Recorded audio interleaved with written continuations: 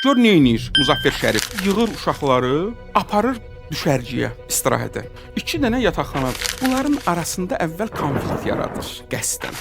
İndi gəl bunları birləşdir. Muzaffer Şərif bunların arasında davadalaş yaradırdı. Başlayırdılar bir-birini söyməyə, təhqir eləməyə, futbol oynayanda. Aləm dəydi bir-birinə. İndi bunları barışdırmaq istəyir. Neynəsin? Qəsdən günorta yeməyini gətirən maşın yolda təkəri düşdü çuxura, yataqxananın yaxınlığında. Uşaqlara deyildi ki, gəlin kömək eləyin. Hamı gəldi maşına kömək eləyir indi. Bir yerdə. Müştərək mənafe var da, hamı acdı axı. Hamının yeməyi bu maşındadır. Bir-birini təhqir edən uşaqlar indi bir yerdə maşını itələyirlər.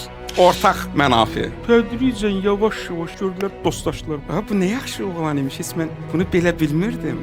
Qırırlar bir-birini. Elliot Aronson gəldi, eyni bu prinsipi tətbiq elədi məktəbdə. Uşaqlar bir-birinə yola getmirlər. Neynəsin? Dedi ki, müəllimə, bu prinsipi tətbiq elə. Bir aydan sonra imtahandır. Neçə dənə mövzu var? 20 dənə mövzu var. Sinifdə də 20 dənə uşaq var. Hər bir uşaq bir dənə mövzunu izah eləyəcək. İmtahana düşən mövzunu. Uşaq özü izah eləyəcək. Hamı ona qulaq asacaq. Niyə? İmtahanda axı qulaq asmasa imtahanı verəməyəcək. Hamı məcburda o uşağa qulaq assın. Əssalam. Məsələ həll oldu. Həmkarlıq. Əgər sevgi yaratmaq istəyirsənsə, tərəflər arasında onları ortaq bir mənfəət üçün birləşdir. Hamısı ortaq mənfəət üçün çalışsalar, bir-birindən aralarında sevgi yaranacaq.